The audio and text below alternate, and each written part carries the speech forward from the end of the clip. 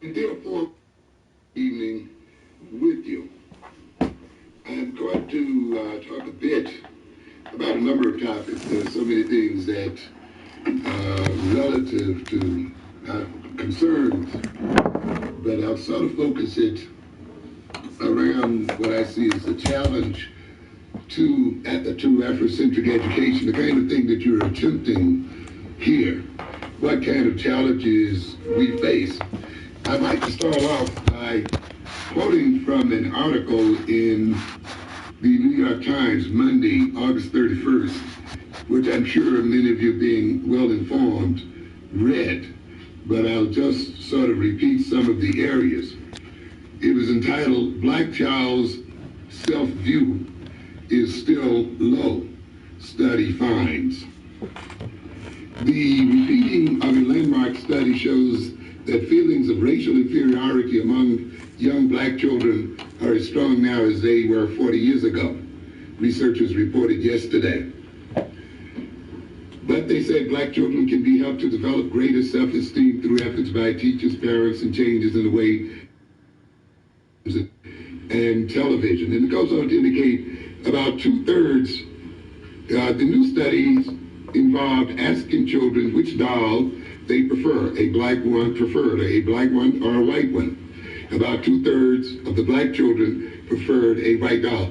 Many of you, of course, will recall this is a recapitulation of the famous Kenneth Clark study. And you'll probably recall, either through your reading or in terms of your past experience, that study was very instrumental in influencing the United States Supreme Court to rule against segregation, the famous 1954 decision. And it's interesting now, of course, and I believe that study was done in around 1948 or somewhere in the late 40s, actually.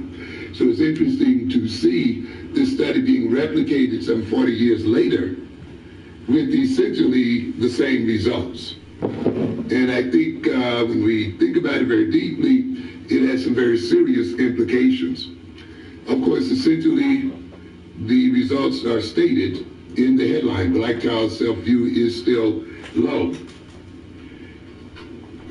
Dr. Kenneth Clark, Professor Emeritus of Psychology at the City University of New York, who along with his wife Mamie conducted the original study, called the findings disturbing. I find that a very interesting statement.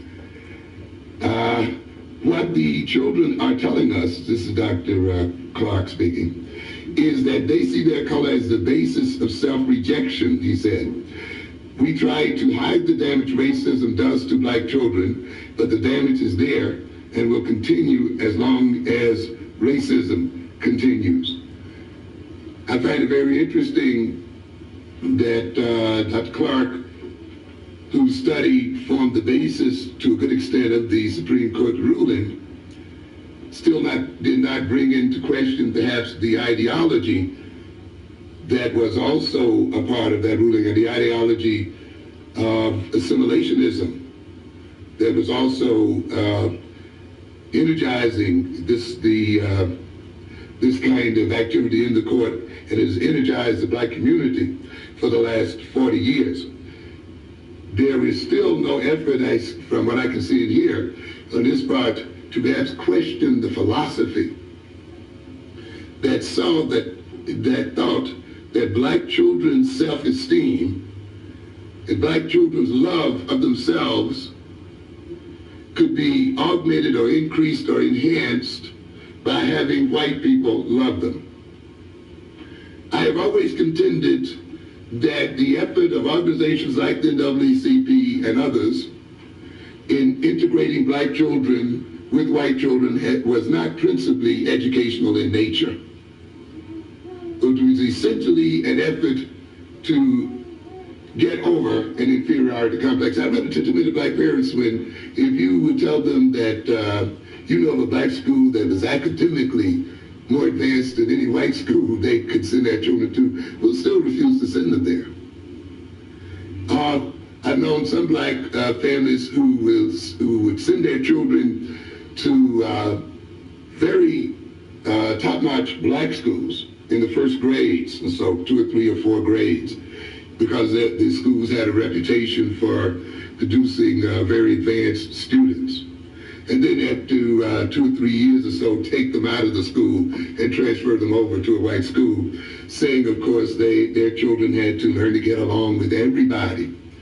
And so what was more important than their continuing to learn in an advanced state was that they learned to relate to white folk, and that they learned somehow to relate to other folk. A great myth, by the way, that is prevalent in the black community. I have yet to see the Japanese busing or plane loading their children to the United States in order for them to learn how to overrun the United States in every aspect of technology and politics and otherwise. I have yet to see the Japanese having to busload or plane load their children to the United States so that their children can outscore American white children on IQ tests and have those IQs grow generation after generation, and that's exactly what has happened. To outthink white children scientifically and technologically, and to outthink them economically and otherwise. I didn't see them exporting their children to American white schools to get that done. Yet we had a group of blacks in this country who felt that 2 plus 2 is not 4 in the black community. 2 plus 2 is only 4 in the suburbs somewhere. 2 plus 2 is 4 in Harlem and anywhere else. The idea that you have to export your child out to learn basic knowledge and information and to enhance itself intellectually is a fallacy. It is a veneer for people who are really trying to solve other problems in their personality. A veneer for people who are really wrestling with their sense of inferiority and self-hatred, who will sell then the idea of trying to get rid of that sense of inferiority, powerlessness, and dependency, sell it in the name of better education, when really the game was trying to be accepted by their former slave masters and the people who currently dominate them. The situation went on. The report went on to say,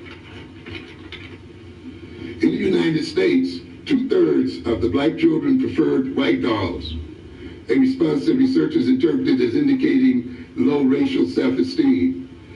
In the Trinidadian study, that is, they went to Trinidad and replicated the study there as well, 85% of light-skinned black children preferred the white doll, and 64% of dark-skinned black children.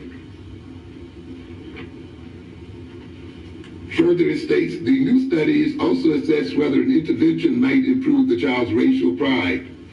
After testing the children, the psychologist spent half an hour with the children trying to alter their attitudes. For example, they praised the children who had chosen black dolls and ignored those who chose white dolls. And the children who chose the black dolls were asked to say their dolls had traits such as being pretty, nice, and smart. When the children were then asked the same question in the second test, 2/3 of the black children and 2/3 of the white children as well expressed a preference for the black doll.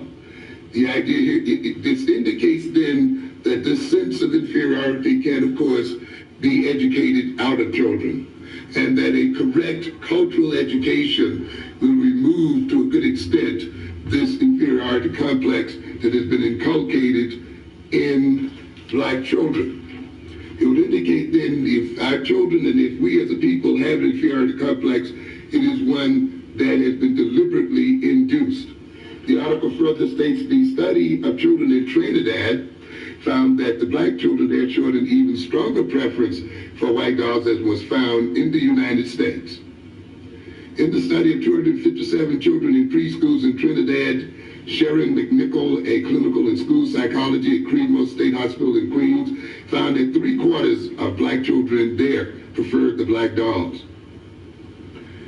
St. Elmo Gopal, Secretary General of the Trinidad and Tobago Teachers Union, said at a news conference at the annual meeting, even in Trinidad, where 85% of the people are black, we have a black government, we have not recovered from 400 years in which blacks knew the white man as boss. A very interesting statement.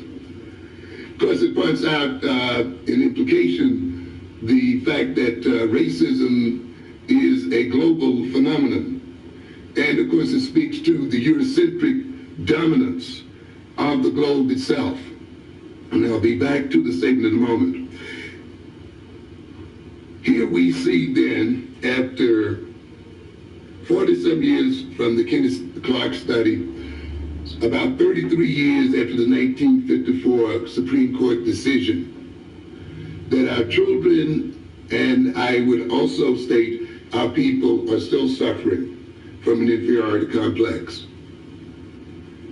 At the time that Justice Jackson is running for president and Judge Marshall is sitting on the Supreme Court and Bluford is flying to the moon somewhere and McNair, and now a black woman is preparing to go and explore space. At the time that there's been an election of black mayors and other officers across the country, at the time perhaps when there's been an increased number of black faces on our TV sets and various black achievements, we still find as much black inferiority as it was some 40 years ago. This, I think, has serious implications. I think it makes us question whether segregation itself was really the cause of the feeling of inferiority in black children and in black people, as we thought. It'll make us question also what I think was a naive belief that if we integrated with the whites, somehow they would stop seeing us as people of color or as black people. If we integrated with the whites, somehow the world would stop dividing itself up in terms of race. That somehow the world's division of itself in terms of African people and European people, black people and white people and so forth would somehow end. I think this study clearly implies then that this is not the case. I think it implies on a deeper level that inferiority in black people is a political and social necessity.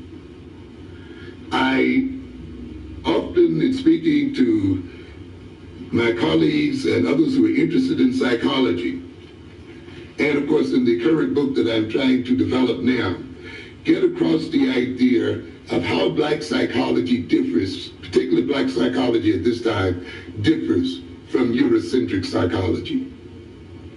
And I think one of the major ways that it differs from Eurocentric psychology is that when we talk about abnormality in the black personality, when we talk about feelings of inferiority in black people, feelings of self-hatred and self-alienation, feelings of incompetence, feelings of powerlessness and so forth that we hear a lot about, we must recognize that these feelings are a political and economic necessity. And we should start from that premise if we are to understand the psychology of black people. I often put it this way. In order for us to be in the state that we are in today as people, we have to be out of our minds. We literally have to be crazy. It is necessary for us to be crazy. It is necessary for us to be backwards.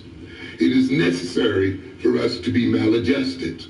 It is necessary for us to be disunited. It is necessary for us to be self-hating. It is necessary for us to be filled with an inferiority complex. In a world where the European is essentially about 10% of the world's population, If that 10% is to continue to rule over the other 90%, it must keep that 90% out of its mind. It must keep that 90% in a state of deception. It must keep that 90% filled with a feeling of powerlessness and incompetence. If this 10% is to continue to consume more than 60% of the world's resources, if this 10% is to continue to rob African, Asian, and other nations of their material wealth, then it must keep those people in a state of maladjustment. And this implies then that no matter how much integration you may bring about, the feeling of inferiority must be a constant in the black personality. No matter how many people you run for president, no matter how many mayors you get elected, no matter how many people you get on the board of IBM and the others, the basic sense of inferiority, the basic sense of dependency must remain a constant in the black mind. And I will indicate this, and I think this study, which occurred now some 40 years later, shows this to be the case. Dr. Clark shows surprise that after all of this time, this feeling is still there. I would not, and I don't think any student who's basically looked at the necessity of black people being out of their minds as being the foundation of European dominance would not be surprised. I think it was quite predictable. Remember, these children have this feeling of inferiority basically from the end of their second years. You can pick up this sense of inferiority as early as 3.5 years old. So it starts very early. And I'm still working through my mind the implications of that finding. We are talking about preschool children, not only children that are in school, but children who are having this feeling prior to school. This would, of course, indicate that, to a degree, that our environment is saturated with racism through TV, through the various media, through the pictures our walls, through the unconscious and conscious state, and the child's behavior and attitude starting in the womb itself. And I often start my developmental classes not with the prenatal period and how egg meets sperm, but with why do you have children in the first place? Because the reasons you have children will influence their development. It will influence them from the time they're in your womb until, of course, the day they die upon this earth. It would indicate then that to a degree and in some way the black community itself has been induced in helping to bring about a feeling of inferiority in its children. To a good extent, it is not so much the actions of racism that destroy us, the discrimination by white folk and Europeans, the kind of hatred that they express toward us as people that destroys us and gives us an inferiority complex. It is to a good degree how we as people react to these actions. Whether we believe the propaganda or not, whether we believe what the European actually has said. We cannot often control the behavior of other people, but we do have a greater control over how we react to that behavior. And to a good extent, the challenge of an Afrocentric education is to educate us in our tendencies to react. To a good extent, it would mean that the actions of racism apparently have induced some of us to accept racist propaganda and to really believe it, to internalize it. Once we internalize the propaganda, then we become social agents for the racists themselves.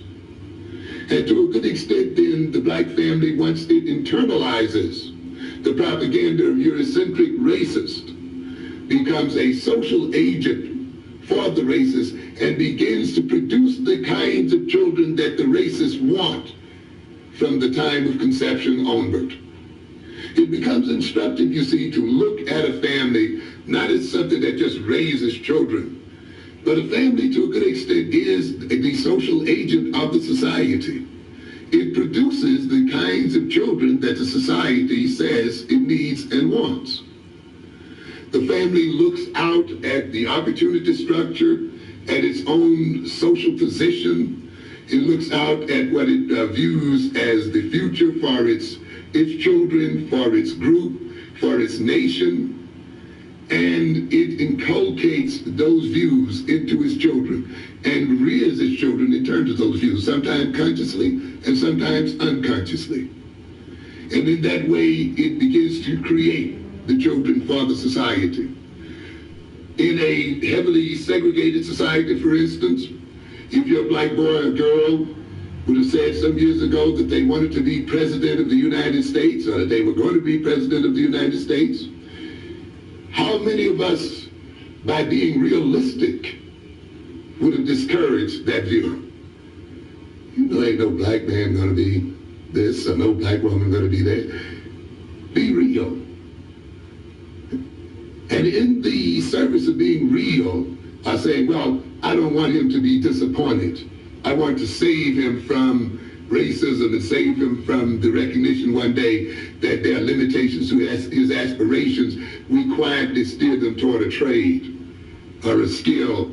Get this and get a job. So what's happening there? While it may have a realistic basis in a certain sort of way, you are also at the same time, though, creating the child's aspirations. You're also creating the child's motivations. You're creating the child's view of itself in line with the way the society is structured.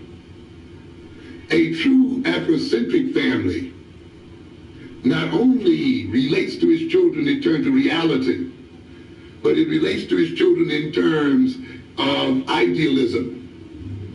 It relates in the sense that there is a world that it as an African family and we as an African people want to bring about.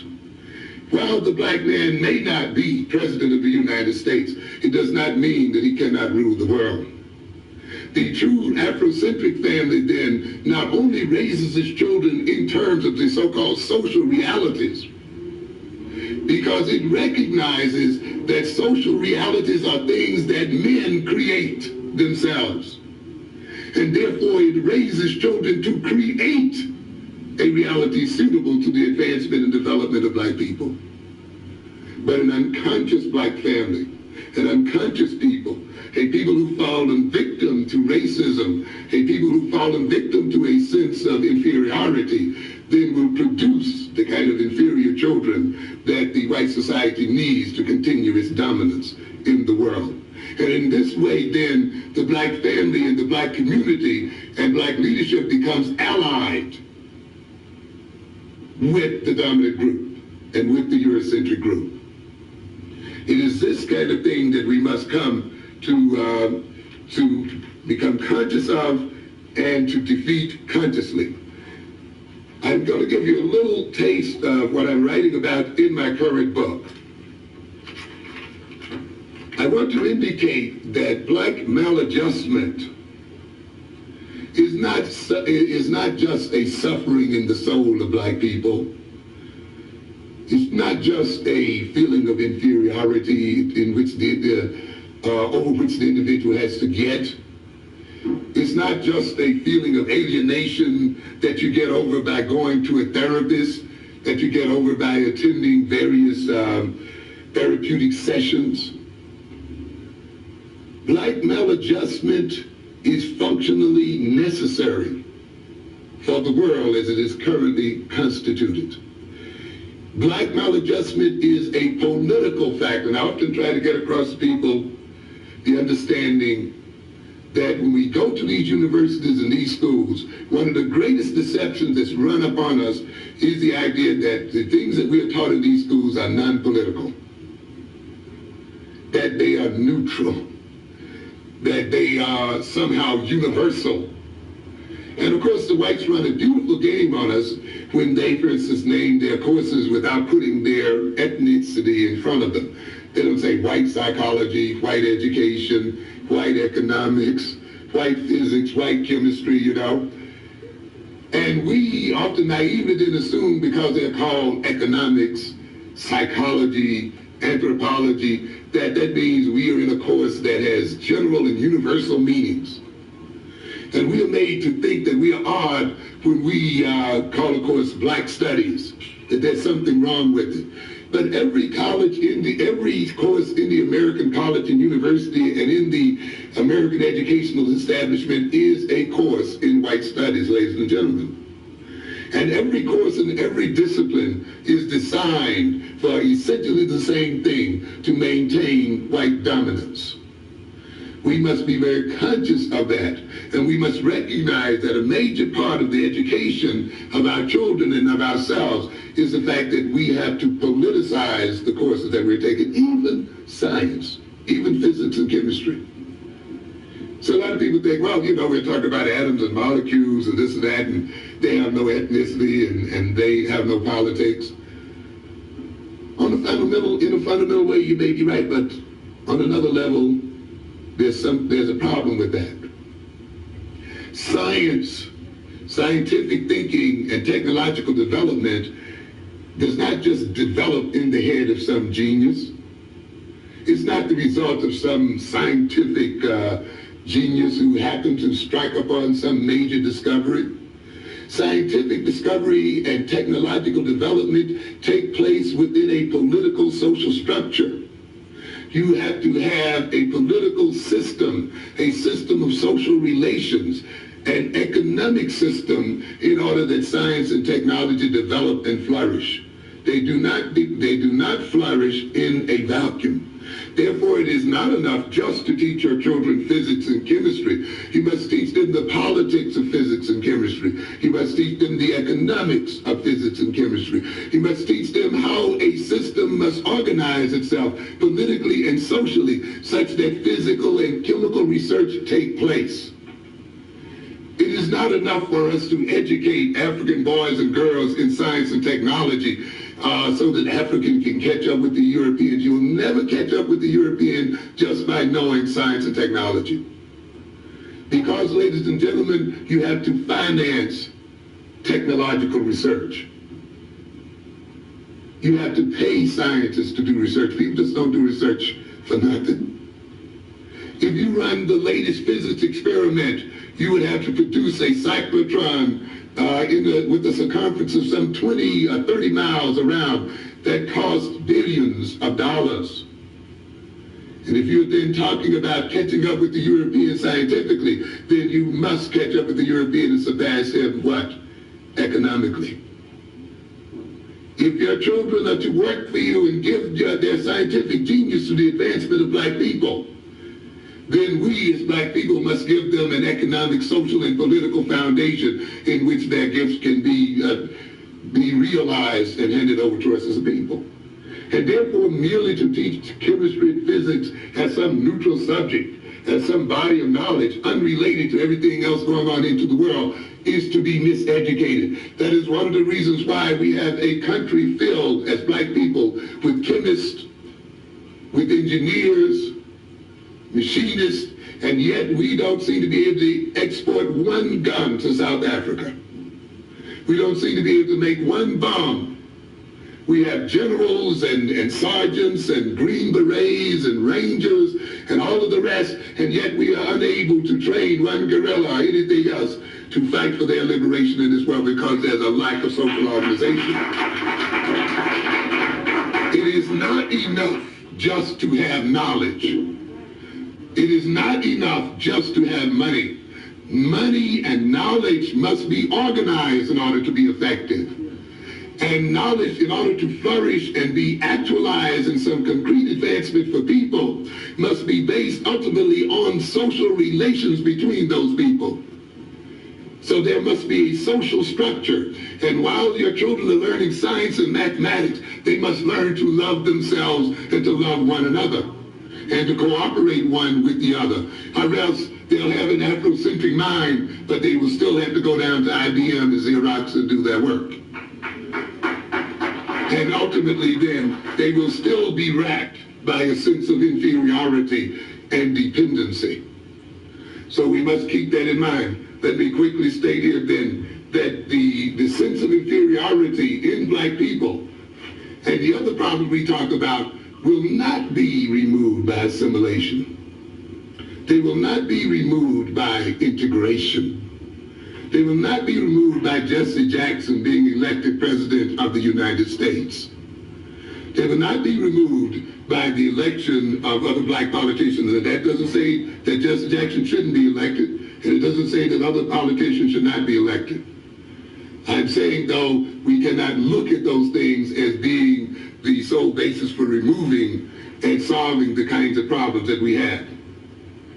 Because maladjustment is not merely a malady of the individual personality. Maladjustment is functional for a system. That system sometimes can be a family. Do you know sometimes a family is held together by a sick person? It is a scapegoat, a quote-unquote black sheep, around which the family defines itself. Sometimes a husband and wife keep a relationship because one of them is sick. And when one goes to the psychiatrist somewhere and try to get better, decide that they're going to change their life, the relationship breaks up. And often families will subtly pull a member back into alcoholism and other kinds of problems as a way of maintaining itself, even though it may be claiming aloud that it's really concerned with getting the person well. Because often the sickness of one individual works to the advantage of another one.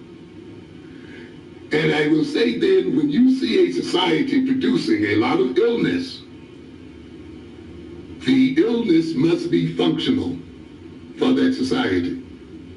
The sick people must be playing a very valuable role in that system. In other words, people don't drive you crazy for nothing. There's some benefit involved. Let me read this section then. The question that often goes unasked or unanswered from a general theoretical point of view is one that's asked, what familial societal role is played by the maladjusted personality? Why are we sick and why do we have the inferiority complex that we have as people? If the maladjusted personality is created and maintained by a social system, whether that system be dyadic, that is a system where there's a relationship between two people, familial or society, then it is reasonable to assume that such a personality, that is a maladjusted personality, is created and maintained because it is needed, because it is essential to the functioning of that system or some segment of that system. The maladjusted personality is created and maintained in service to another. I've often said, of course, one of the problems we have as people is that we are a created people. We are a creation of the Eurocentric Dr. Frankenstein. And we have been created to serve the purpose of Europeans. One of the major goals of an Afrocentric education and of Afrocentric development is that we become self-developed people, that we determine what our personality traits will be, that we determine our destiny and our direction, and not be determined by our reactionary relationship to some other people. Often a maladjusted personality is created and maintained in service to parental and familial self-image, to societal, economic, political values and goals. If the maladjusted personality is a defensive and avoidant one, and such defensive and avoidant tendencies are deemed neurotic, then they are created to defend the individual against neurotic demands and to protect it, to help them avoid a reality that is painful. However, that doesn't mean that the individual is not engaged also in serving the society. Often we look at a neurotic person as a defensive personality, as a personality that is avoidant, it seeks to avoid certain responsibilities and certain reactions and certain realities. We must also see, though, that personality in defending itself in avoiding certain realities actually serves another group or another person. I was doing a lecture here on self-hatred. And in the very first lecture, I dealt with the image of the blonde, blue-eyed Jesus. And I made the statement that you had to beware of a church such that when you walk into it, the first thing you see is a blonde, blue-eyed Jesus back behind the altar. That church is lying to you. And that church is going to have send you to hell. How did I say that? Because first of all, there's nowhere in the Bible that a description of that Jesus has ever been given. And secondly, that Bible strictly states that graven images should not be made. And it's done. And one minister jumped up offended because of that statement and took the statement personally. And I'm a minister in the such and such a church, and I took a course under Dr. Cone at Columbia University, and just laid it all out for me, and objected to it as if I were attacking the minister directly. When I was dealing with the concept, when I was dealing with the psychology of having gods painted in alien forms, and how that induces self-hatred and maintains self-hatred in the people. How praying to a white man is damaging to black people. And how thinking of God as a white man is damaging to black people. I'm dealing with the concept here. Yet she felt a need to defend what she thought of as herself and her profession. But in defending herself, she actually defended the system. She actually defended the status quo. And many of us then, as neurotics, you see, as we engage in our neurotic and maladjusted behavior and defend our egos and defend our vanities and defend our prides, actually support and hold up the system. Or justify the abusing family. And how we, in many instances, end up justifying a system that abuses us. Integration itself indicates that, wanting to live and be loved and lay around with people who destroyed us and enslaved us and given us the greatest pain in the world. Sometimes what we call in psychology the love of the aggressor. The people you want to love most are the people who've done the most damage to you. Unhealthy personalities cannot be created by healthy environments. Since the unhealth of an individual or group can result in the relative health, wealth, security, and power and sense of identity of another individual or group, then it serves the interests of the latter group. In other words, the unhealth of the black community serves the health and wealth of the white community. Just as the sickness of the drug addict serves the health and wealth of the pusher. So in a sense then, it becomes in the interest of the pusher to keep the addict, of course, addicted, even though he claims he's doing him a service and a favor. The latter group becomes dependent, that is the unhealthy group, comes to need the unhealthiness, and that is the dominant group really becomes dependent and comes to need the unhealthiness of the former. If the health of the former means a reduction in the dominance of the latter, then the latter will resist the health of the former despite its pretensions to the contrary. In other words, when we even see assimilationism, we don't have time to talk about it here tonight, but in many ways assimilationism and integrationism is really another prompt for the maintenance of white power. And while we thought that we bought it in to a great extent, I would argue that to a good extent the white ruling class helped to push it as well, because it also helps to maintain the white ruling class in power. When you have a minority of people, such as the European, often in order to stay in power they must recruit from the very people they oppress. And therefore they will call up from those people certain talented people or other types who then will identify with their masters and help them to maintain the control over the masses. This often will be called integration and will often be called desegregation. But ultimately, if you look very closely, you'll notice one thing, that the real power relationship between those two groups has not changed.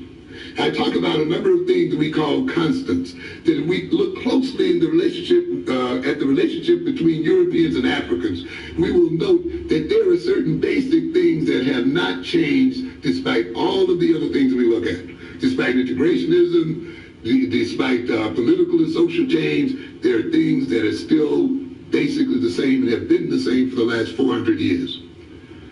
The real power of black people, particularly if you talk about military power, has not changed fundamentally since the very time we met the European.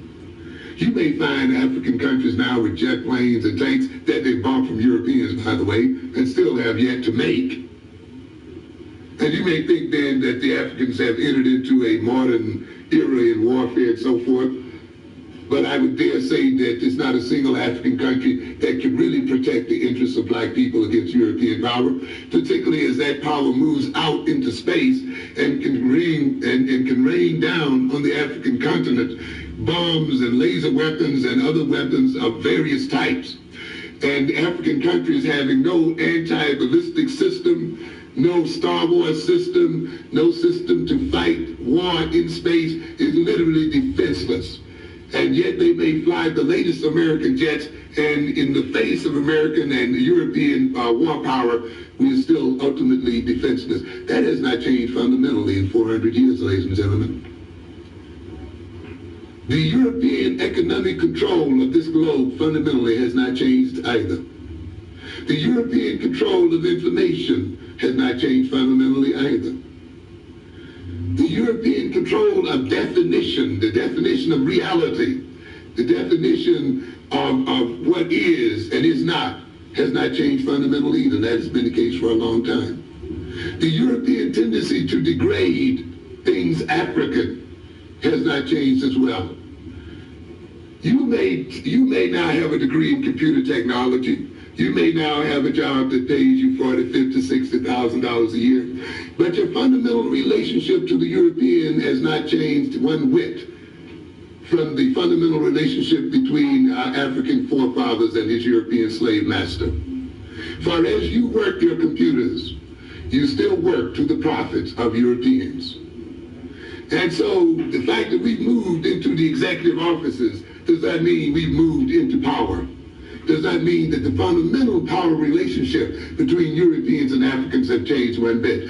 As a matter of fact, the moving of blacks into the executive offices is an effort to maintain that power and to obscure that power behind a form of neocolonialism. I don't think it is an accident that the desegregation movement and the assimilationist movement in America parallel the neo-colonial movement in Africa.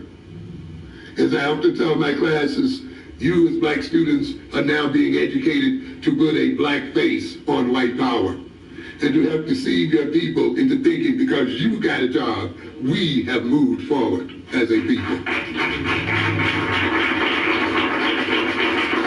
Let's then just take a quick look at the functions of maladjustment and why you cannot get blacks, why it is important that blacks never get out of their sickness. Have you ever wondered why the more social workers you produce, the crazier people get? The more psychologists you produce, the crazier people get. Have you ever wondered about that?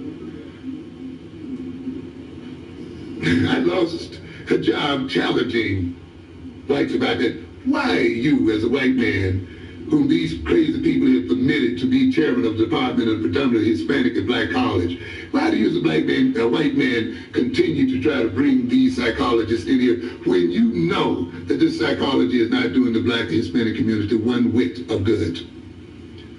He could not disagree with that. How do you pretend to judge the qualifications of black people for teaching other black people and Hispanic teachers and Hispanic students. When you admit every day in the New York educational system that you don't know how to educate black children. We have a group of people who lament about their inability to educate black children.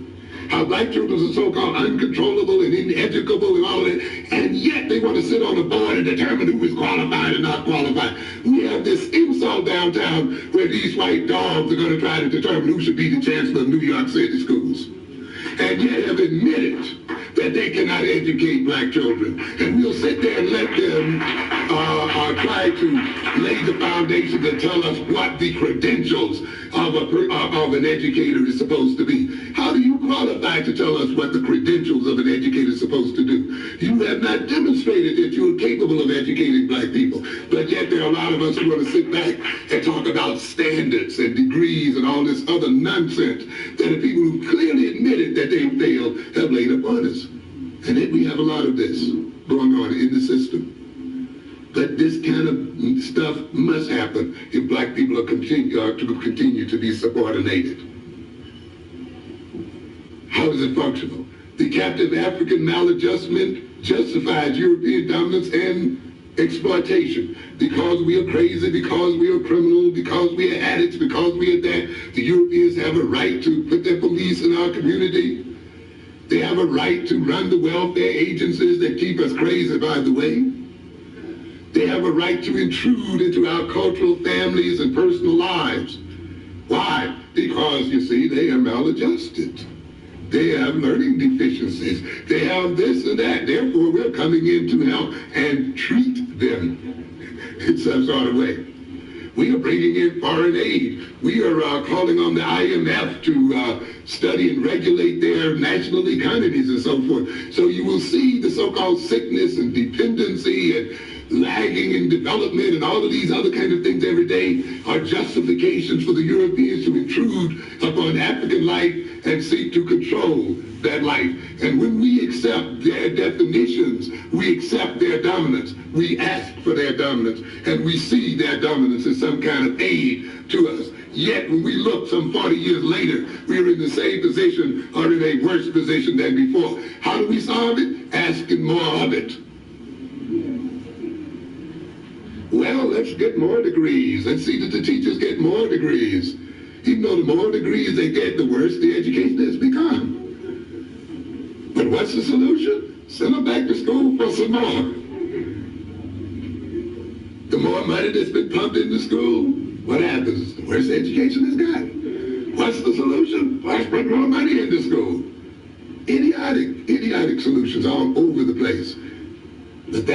But you see, you cannot expect a neurotic to think normally. That's the essence of being what? Neurotic. If you thought normally, behave normally, you wouldn't be a neurotic, would you? So being maladjusted justifies European dominance, rationalizes Eurocentric treatment, as I just said, of African people, and thereby reduces their guilt and self-condemnatory feelings for behaving toward the African in ways contrary to their stated political and constitutional, ethical, moral, religious principles. You know, these great Christians and these great people who believe in equality. How do you believe in equality? You know, the greatest problem in this country was, how do you believe in equality of man and yet enslave a group of men? How do you believe in this and mistreat and discriminate? In order to get out of that dilemma, then, you must make those people what? Less than men, less than human. You see? So then in that way you can justify what you do. They are not fully human. They are not fully men. They are not fully intelligent. They are not fully capable of self-government. They are not fully capable of guiding themselves. Therefore, it's only incumbent on us, those of us who are lucky enough to be more intelligent and divinely sent to rule over men, to take care of them. It is incumbent upon us to take up what? The white man's burden, which happens to be the black man. But actually the other way around is we have to carry them as a burden. The maladjustment of black people maintains Eurocentric self-esteem, self-definition and identity, self-concept, sense of security. and control since the captive African's debilitated state, debased and degraded nature will not permit him to successfully overcome such dominance. The lowest European on the lowest street, Skid Row in this country, can always say one thing: at least I'm not black. He defines himself, and his self-esteem still rests upon the ultimate degradation of black people. So no matter how low and evil he sinks, he still has a superiority attitude toward black people. And therefore the degradation of black people and maintaining black people in that state is important to the European sense of self-esteem and self-identity. The European more or less defines himself in contrast to the African person. Many of you have run into Europeans, and when you came to be what they did not expect to be, you've seen them unravel before your very eyes. When they could not play their accustomed role of dominance and mastery, you've seen them become unglued and unable to function, to become confused. It means then that our submission and subordination and degradation keeps them together. And therefore it is necessary for them to maintain this degraded state in black people in order to maintain their sense of self as a people. And by maintaining us in this debased state and degraded state, they therefore maintain their security, because as long as we think neurotically and maladjustedly, then we will not be able to think in a way that will ultimately defeat them as a people and ultimately destroy them as a people. And remember, we talked about people who are a minority in the world, and yet who must protect their interest. Black maladjustment induces the captive African to engage in self-defeating behavior, which relieves the Eurocentric establishment of having to impose direct militaristic oppression and to blame the victim for his own predicament. We get plenty of that, of course. In other words, when you get the black maladjusted to a certain degree, he will defeat himself. Well, look, I put libraries in your community. You just don't like to read. We have schools like to drop out for some reason. The knowledge is available to you. You just don't like it for some reason or other. It's a very slick system because open and so forth. Of course, I often talk about this. We're only free to speak when our audience is not interested. We're only free to speak when the audience really does not listen. Oh, I can sit here and call Reagan all kind of names and talk about white folk. That illustrates what a great system we have here. But how is this possible? To a good extent, first you not to be what? Interested, not to care or to be apathetic, and then you just let the person speak as long as they want to. You induce the audience not to be active, and therefore knowing that after the speech is over, no real activity will take place, so you let them talk as much as they want to. See, and Jim Crowism that occurred shortly thereafter structured the black personality in such a way that despite the Marcus Garveys and the Malcolm X's and other people, there's been relatively little change because the reception often of the audiences was such that they would not threaten the United States after they heard the speech. We are only free in this country to do the wrong thing. Recognize what happened to Farrakhan. Farrakhan has been saying the same thing for 20 years. But to a good extent, when the whites actually thought that black people might really be listening to Farrakhan, might really act upon what Farrakhan was saying, he can't now get into Javits Center. Now he's having a hard time finding a place to speak and a platform to speak to black people. Is this the country of free speech, ladies and gentlemen? You better not believe it. It's no way. We say we are free. What is freedom, we say? Freedom to do what we want to do. But stop a minute and think, what makes you want to do what you want to do. And you might come to realize then that our very wants and our very desires have been what? Induced. So that the things we really want and the things we really desire are those things that maintain the system and are those things that destroy us as a people. But yet we object to anyone speaking about it because we see our indulging in them as some expression of our what? Freedom. Yet in this system, when you so-called let a people free, and yet you must maintain them in subordination, they must then, with their freedom of choice, always choose what? The wrong thing. But you give them a foolish pride into thinking that since they have choice, they are therefore free. From your YouTube account, so it induces the African, it's not the same the captive African to behave in such a way, such that he will economically and otherwise, with people sometimes because the name and apparently of his own accord support the European establishment to the detriment of his own, without being conscious of his doing so. Why should a black person be made to feel ugly? What is the function of associating blackness and ugliness, blackness and uncleanliness, blackness and unlovableness, of being unlovable? Is it just purely a racist attitude of some evil people? So, yeah. What do you do when you feel ugly or unkempt? But you do something else beside that. You go out and you buy yourself a new and spend a lot of money.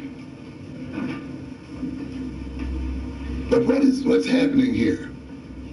Who do you spend it with? Who gets the buck of the money that's spent? In other words, the African feeling ugly and unclean in his attempt to compensate for that feeling of ugliness and uncleanliness goes to the very person who made him feel that way in the beginning and purchases and buys from that person and therefore maintains the very individual to destroy the self-image to start with. Do you think then an economic system that depends upon a bunch of people trying to compensate for feelings of inferiority by buying brand names? I don't know where brands, by buying names of other people on their clothing? Do you think that system is ever really going to let you out of that feeling of ugliness? It can't. It's economically dependent upon that feeling, ladies and gentlemen. If we were made to feel naturally beautiful, don't you know we would destroy the cosmetics and industry? So we must feel naturally that nature itself has not made us beautiful, so that we must compensate for it.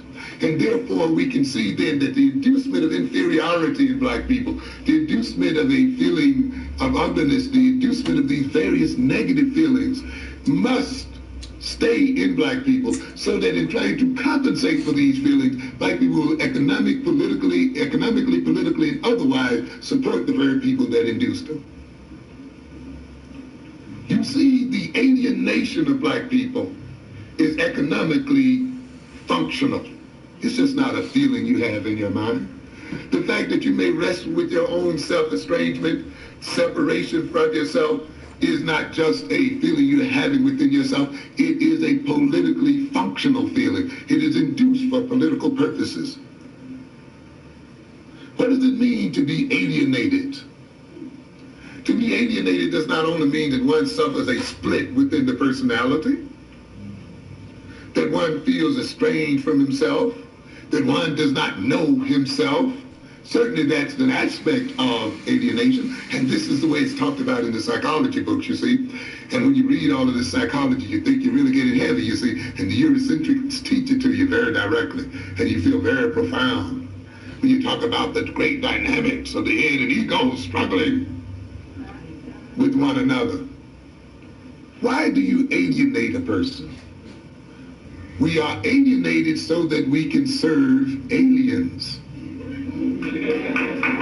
That is the function of alienation. Alienation means to be determined by forces outside oneself, other than oneself, to the enhancement of those aliens. When Marx talks about alienation, then do not just cue in on the alienation that the worker feels. Recognize that the worker has to be alienated in order to serve the owner of the means of production. That's its ultimate function. I feel you, bro. You will recognize then, and alienated people can only spend money with aliens. They can only support aliens. They can sit here and support these Koreans and these Arabs and these Indians and everybody else but a black person. They can support everybody's families but their own. They can give jobs to these people's uncles and aunts and sisters and brothers and children, but they cannot give jobs to their own children. They can feel good when they give all of their money to Bloomingdale's and these other places, but they feel cheated every time they trade with the black person. You have to be alienated for that reason. That's why we alienate. And do you think the white man intends to turn that feeling of alienation loose in your heart? You are dead wrong. No matter how often you go into a boardroom, no matter how high you move up into the white hierarchy, because alienation is functional for white power and functional for white economic, social, and political dominance. And yet I see somebody expressing surprise after 40 years that black children still have a sense of inferiority. Because you don't know your black psychology, and because you studied them from a Eurocentric psychological point of view, and because you saw your goal as not removing the white man from power, but of sleeping with them in their beds, and not questioning the evilness of his system, but of wanting to share in it. We never had a national debate. Who gave the NAACP the permission to go out to court and talk for black people in terms of equality? Equality with whom? We should have debated that. That's a moral issue. Equality with the slave master? Equality with exploiters? Equality with people who, every time they stepped on a continent, destroyed and degraded the people that they dealt with? Is this what we want, a sharing of the spoils, or is it that we want a whole different world than what these people have bought on this earth today? But we were diverted from asking that fundamental question. We were made to think simply because we were getting paid less than white folk, our problem would be solved merely by getting equal pay.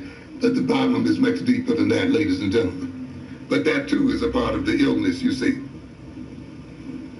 So then the maladjustment is used and is induced in the African to engage in self-destructive behavior so that he may annihilate himself, or that his demise can be permitted or enacted without triggering Eurocentric guilt and without costly resistance. It was induced to permit the European to perceive himself as naturally superior, to protect the European from genetic annihilation. While I'm on that subject, let me just mention one quick thing here about genetic annihilation. Some of you saw this, I'm sure. U.S. News and World Report, June 22nd, 1987. What does it say here? Are we having enough babies? You know whose question that could be.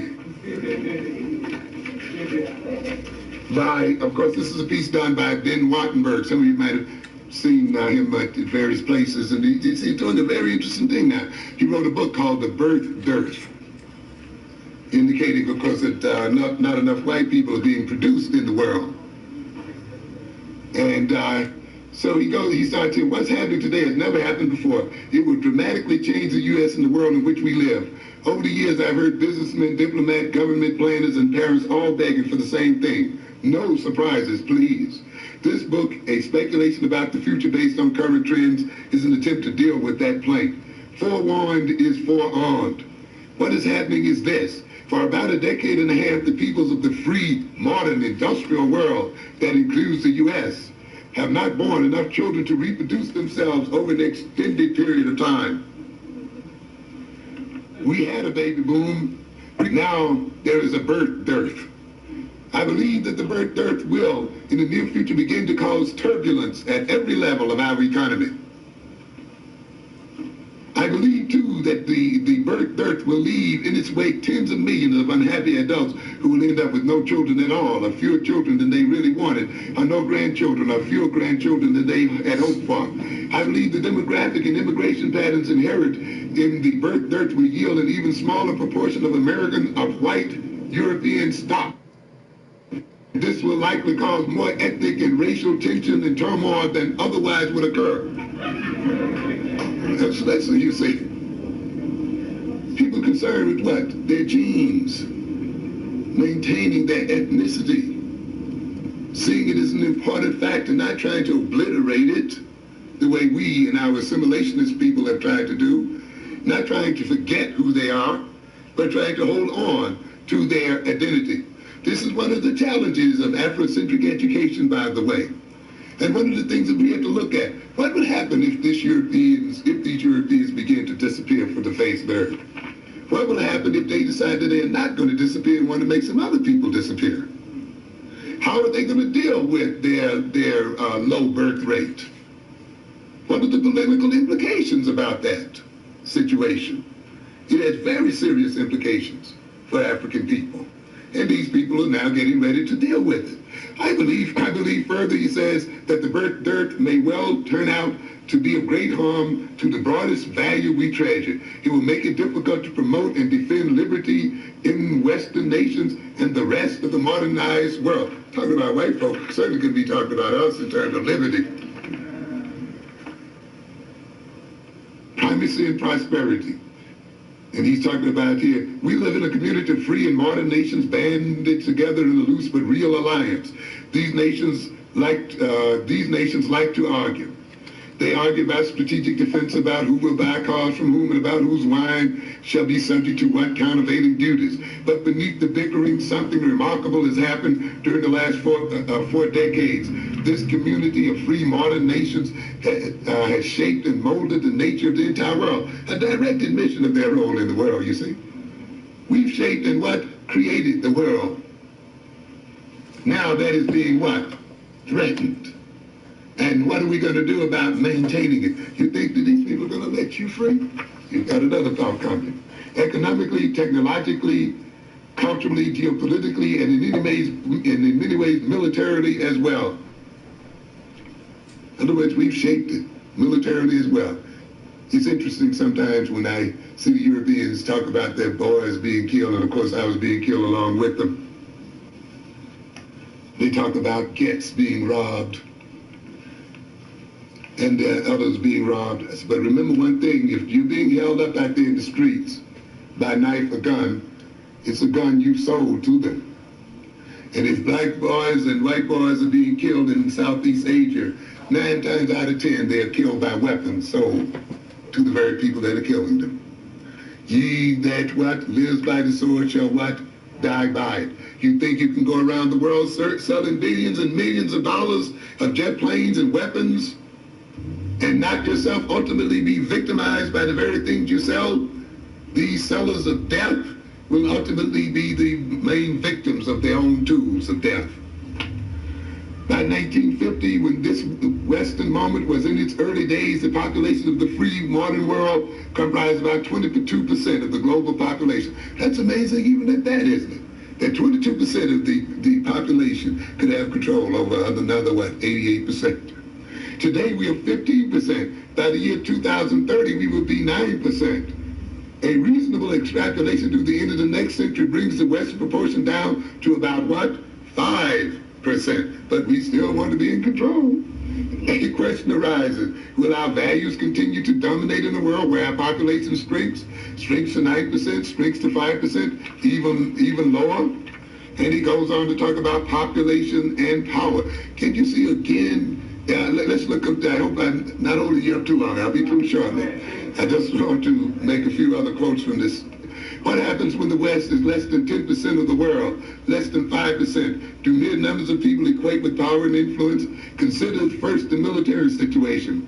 There are populous nations that are not big powers, China and India, but only populous nations can become big powers. The United States and the Soviet Union. The advantage of a large labor force and economies of scale are of vast importance. Brute economic production is one critical aspect of national strength and security. Larger populations can build more easily the infrastructure that supports national defense. And attaining technological leadership requires a large critical mass of scientists. Can we begin to see now why you cannot produce a large number of black engineers and technological people? Why the African world must remain ununited and disunited? Because these people recognize quite clearly that the uniting of African people, the social organization of African people, the social and economic networking of African people spells the end of European power and dominance. It's stated right here that, do you ever think, and I know it must have made you at times, of the influence that Jewish people have in the world. I read with great dismay here about 2 weeks ago the demands that they were laying on the Pope, you know, and how they had the Pope going. It's an interesting situation. And yet you think about it, there are only about, 15 million of them in the world? Maybe even less. And yet, you know, there's a major Jewish political organization in Washington that literally vetoes everything that the United States government does. That the United States budget itself is submitted to this organization, that this organization literally determines who and what nations and what groups will get what from this United States, even though this group is less than 3% of the United States population, ladies and gentlemen. It's an amazing situation there. Here are a people, population-wise, are smaller than a gnat. When you compare them with something like, 400 million or more African people, or more than 500 million Indian people, more than about 1 billion Chinese, and you can name one major population after another, and yet these billions somehow are unable to control their circumstances, and a tiny little group is able to literally manipulate this country and influence what goes on in the world. Reminds me of something some of you read today in today's New York Times. You heard about Mr. Le Pen over there in France, running for office, very famous because he wants to run the Africans and the Asians out of France. Wasn't doing too bad either. Jean-Marie Le Pen, France's leading far-right politician and candidate for the French presidency, has caused an uproar with the statement that the Nazi gas chambers were a minor point of history. No problem until he mentioned that. Several political figures said that they would even vote to lift Mr. Le Pen's parliamentary immunity so that a defamation lawsuit could be brought against him.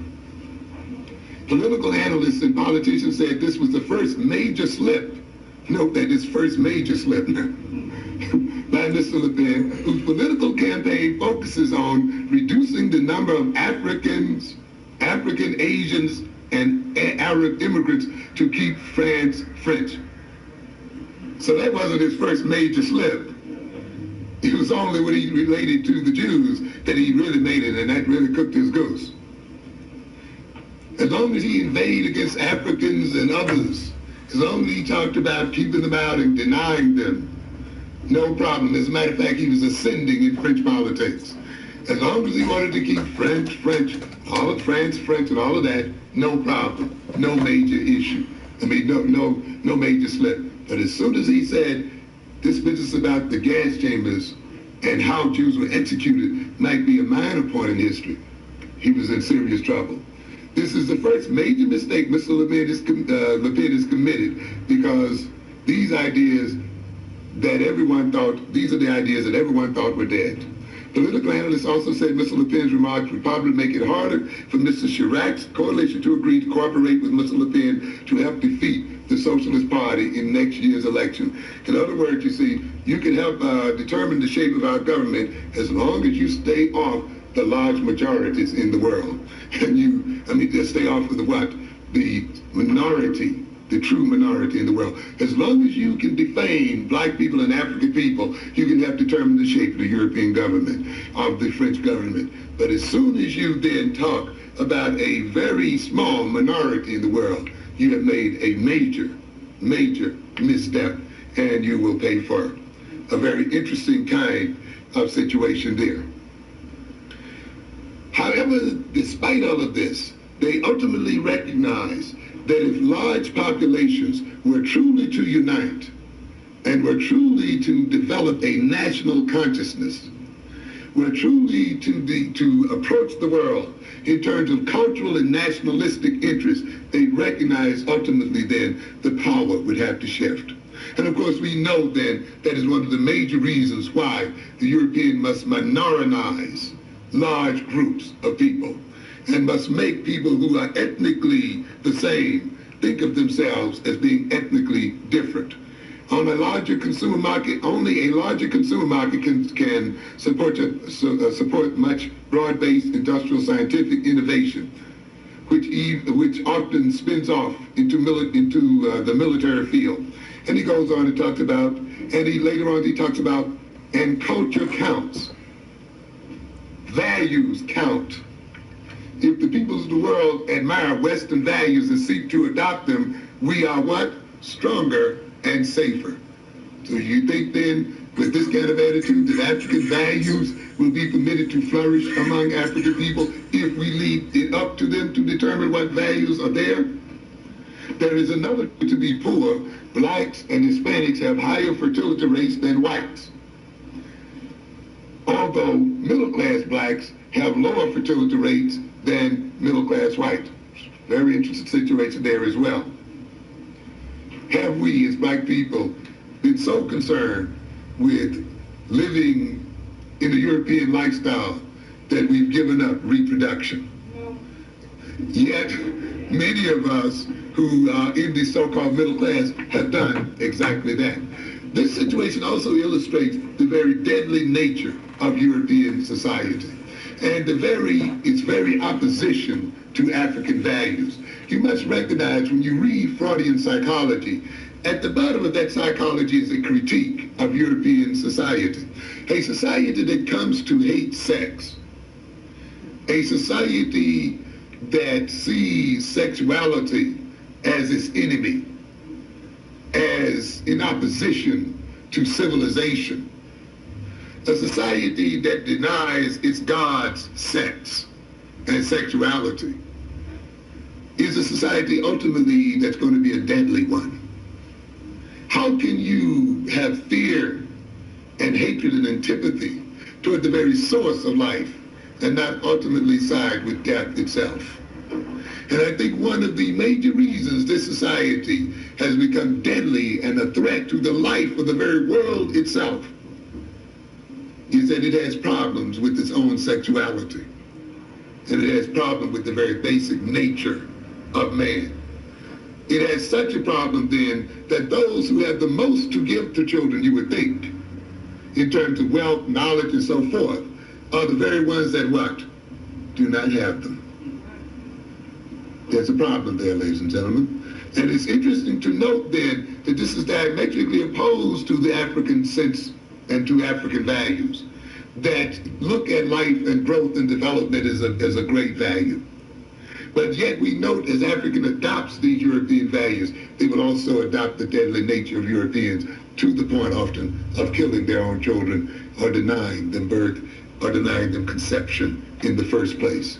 And now the Europeans is beginning to see the result. I'm going to get on some painting in a minute. Philosophy that they have put forth.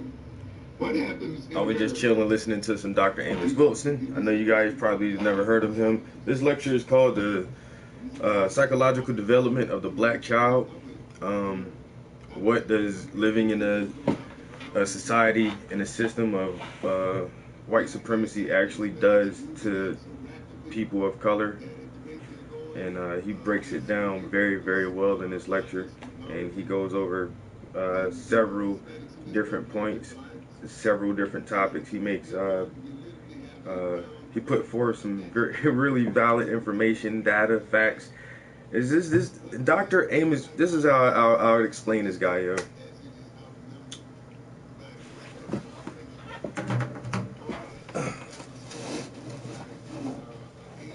I read, man. I like to read, yo. It's just I do. You know what I'm saying? I like to read. I like to listen to lectures. I think I generally like information. I like to be informed and aware. I like to understand what's going on and why things are going on. Over the past few years, I've become a history buff, so I love learning more and more about history now. And in order to do that, you have to listen to almost everybody, because everybody has information. And once you can set aside people's personal opinions and beliefs, and just deal with the facts, and when facts and information correlate with each other, it becomes the truth and reality. And but in order to have a better view of reality, you have to listen to everybody, even people you don't agree with, people you may not like, because they have information. And then even when it comes to personal opinions and beliefs and ideals, you still have to listen to that too, because that's when you put the shoe on the other foot and literally try to see things from their point of view. And then that helps your perspective grow as well. And then if you can do that, you'll be more willing to accept the information that a person with an opposing opinion is trying to present to you. A person with opposing opinions trying to present, that shit was hard as fuck to say just now. But out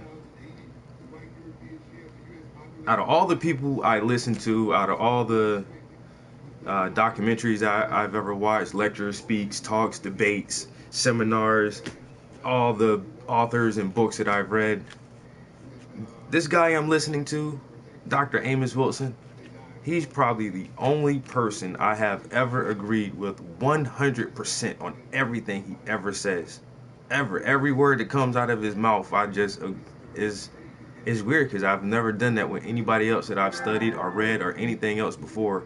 But Dr. Amos Wilson, I literally idolize this man. This is my idol. And he is such an intelligent man, in the way he puts forth the data, the information, the time and research that it goes into his studies and his writings, the love and the passion that he had for educating his people is above and beyond awe inspiring for me.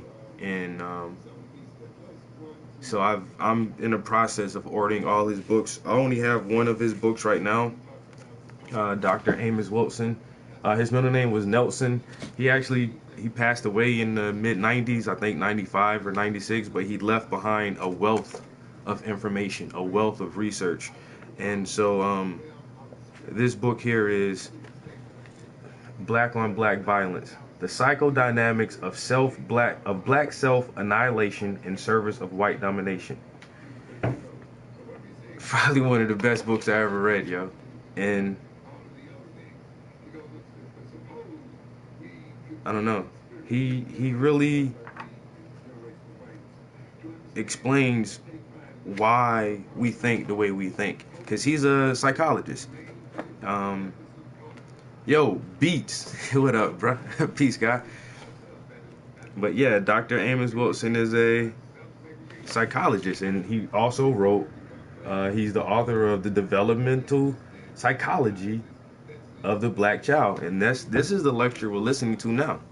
And he really understands the way black people think, and above and beyond that, he truly understands how the European thinks, and how our two thinking patterns have us where we are at today. So I listen to him a lot, and I always try to let other people hear him as well. So, but yeah, that was the whole point, yo. I listened to a lot of Dr. Amos Wilson. Got in a really heated debate. The guys wanted to say I was arguing with them, but I wasn't. I get passionate when I talk about information like this, but someone invited me in a chat room. I was playing Battlefield 1. They invited me in the chat room. Everybody's playing Battlefield 1.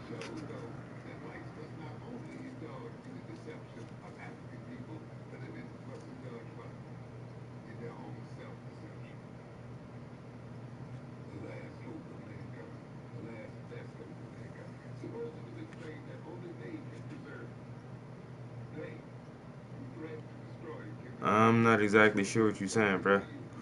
But yeah, so these guys invited me into a chat room, and I just come in to play the game. I got an invite. It's not like I was seeing these motherfuckers like, oh, let me jump in here. But and then it was I don't know. One guy made one joke. I can't really remember the first joke he made. They were just in there telling like some corny ass jokes, and then some guy made like I can't even remember what the first joke was, and then this other dude, he sounded white. He said, he says, a black man, a Native American, and a Mexican jump off a cliff. Who wins? And then it was quiet. Somebody says, I don't know who. And he says, the taxpayers. So I sat there for a second.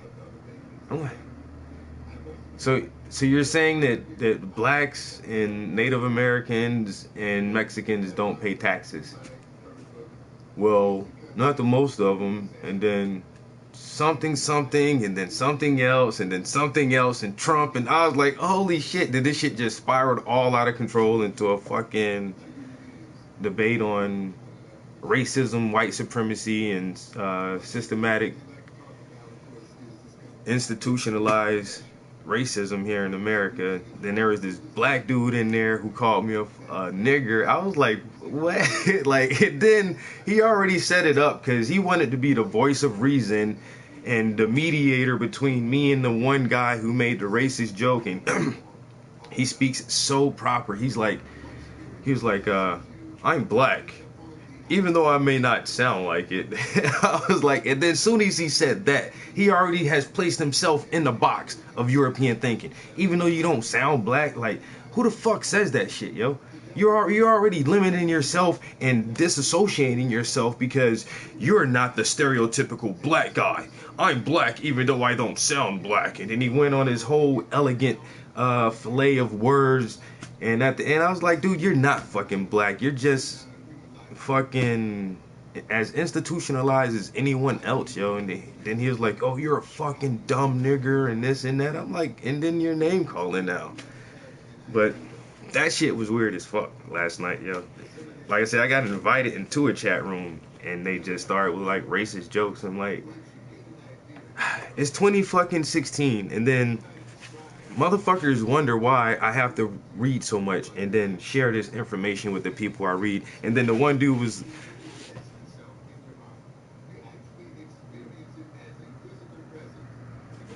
I'm not white because I'm wearing Linkin Park. Linkin Park really fucking talks about the government and how the government screws people over, how war is bullshit, and how crony capitalism is fucking everybody over. Linkin Park is some really intelligent guys and they make good fucking music. That's why I'm wearing a fucking Linkin Park t-shirt. Got every Linkin Park album. That doesn't make me white. Once again, like, you sound like the motherfuckers from last night. Damn, just because I talk about racism doesn't mean I don't like white people. I don't fucking get this. When a black dude points out facts about how our world is, how this country is, what racism is, and different subjects like that, is like, oh, you don't like white people. And I'm cool with white people. I had to say the same thing last night. My girlfriend is white. One of my best friends is white.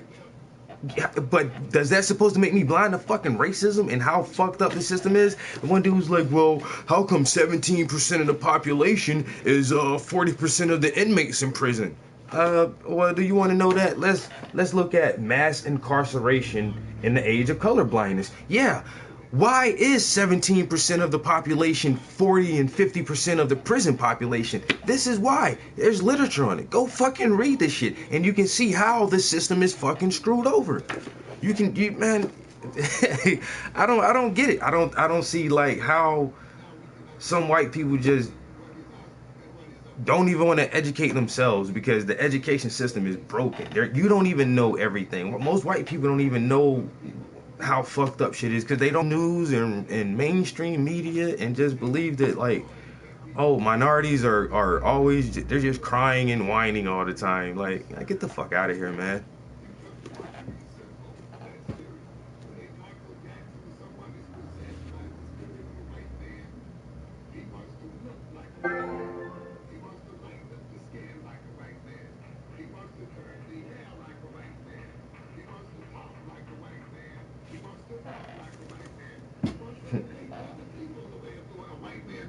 Black people. That's why you call other black people niggas.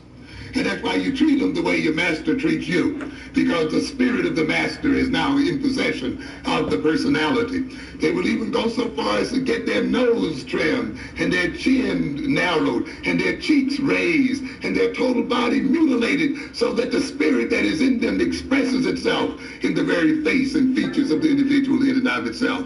And this is why this man talks about spirit, because he recognizes the implanting of a spirit in a certain people means the movement forward of that people or behavior of that people. And that is why it is necessary for the spirit of black people the world over.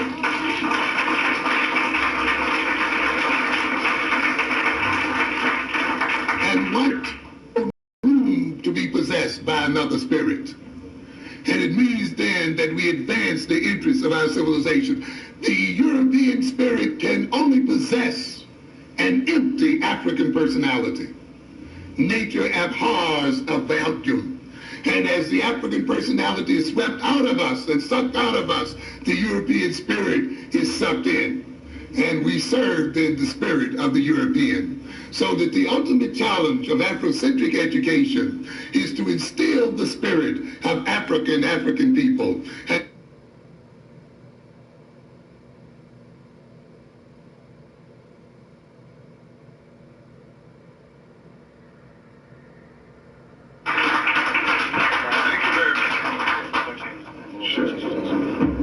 You want to thank Dr. Amos Wilson? I feel you, bro. My question is, how do I put protection around my child in school while I'm in confrontation with the administration? Okay. You mean the administration of the school itself? Yes. Yeah. And the school board and the association. As a matter of fact, confrontation is, I think, one of the better ways of protecting the child. So this is the next book I'm going to get from Dr. Amos Wilson. It's called The Blueprint for Black Power, a moral, political, and economic imperative for the 21st century. And at the bottom, as you can see, it says Amos N. Wilson, also the author of Black on Black Violence, which is the book I have here, Black on Black Violence. So this is my new teacher. This is my new educator. Dr. Amos Wilson is like I say, he's really good, man.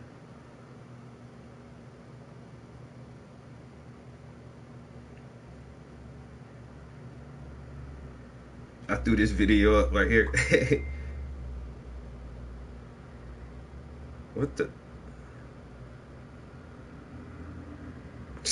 This shit right here says when you're lit on Friday nights.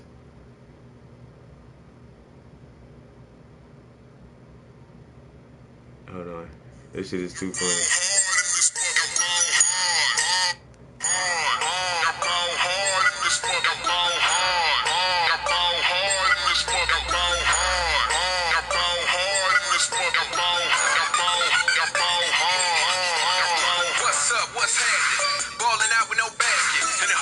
Man, book. Get applause without no action. Got action, so they asking. And they calling out what it's all about. My chick born, with born, and both Jim got no. When your Friday night is lit. And then she's just sitting there with all these fucking books, just reading, eating donuts. That's what some of my Friday nights be like, yo. Just sitting around, reading. Right now I'm reading Powernomics. I knew that was gonna fall. So this is what I'm currently reading. Powernomics, the National Plan to Empower Black America. And this is Claude Anderson. I am chapter 5, and he's going through different economic steps and strategies. Economic action step number 8: attract semi-finished products into black communities for value-added manufacturing, processing, and assembling. And he's telling us how to build from within our community. So he goes through a lot of all these different steps that need to take place for us to be independent. So yeah, I'm on step 8. Step 9 is promote the competitive advantages of the black community. Establish safe business zones based upon the code and conduct in the black communities. Capital and wealth through community-based financial efforts. Establish internal economic alliances and marketing agreements between Black America, Black Africans, and Cuban nations. So he goes through a lot of different imperatives there. Very, very vital information as well.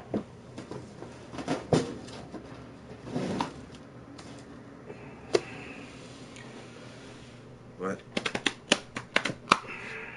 it all depends on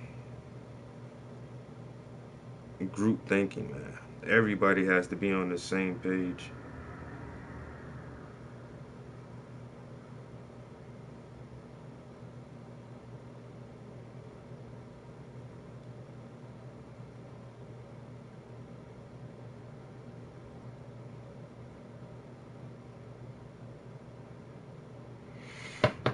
Oh, all right. Oh.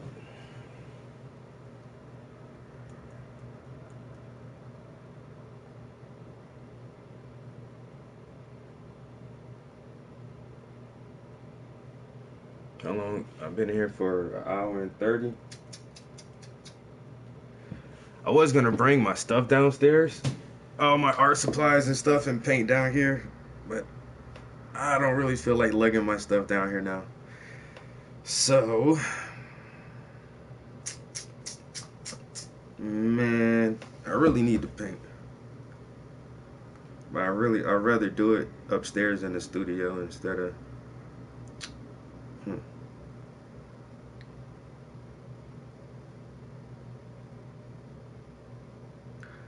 I don't know.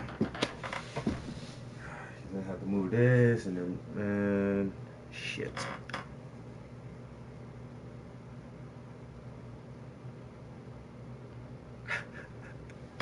You're white if you're wearing a Linkin Park t-shirt. What the fuck? If I can say some of the weirdest shit, yo. Alright, yo, if y'all want to see me paint, I'll go upstairs and grab all my shit, yo. And I'll paint for a little while. If not, I ain't bringing that shit down, yo. Bringing it down ain't the hard part. Like cleaning up and taking all the shit back upstairs is the part that gets me. Man, this smoothie is good, yo. This is banana, cucumber,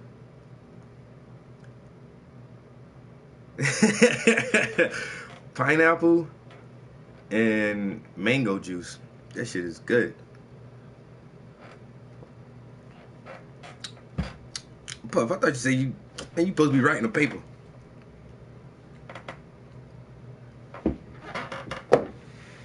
I'm telling you, man, I can paint from the studio better because whoa, got a little piece of cucumber skin there. I got better lights upstairs. I have this light right here. People always who come in my house for the first time, they're like, fuck you know with a mini fridge right there? I'm like, bro, I'm a gamer. I play games, bro. If I'm gonna game for like an hour or so, I'm not gonna keep getting up, walking to get cold drinks and shit. So I keep my fridge right there. And then I have a light on top of my TV. And they're like, people are always like, what the fuck is that? It's a fucking light. Why you got it on your TV? Because when I stream on YouTube, if I paint, I need an extra light so I can see my art better. But yeah, so my TV looks like this. And that's a fucking bright ass light, bro. Then that shit makes my face look extra bright. Wait, watch when I turn that bitch back on. Yeah. But I need that shit like if I paint from down here though. It's always weird like I look at that shit.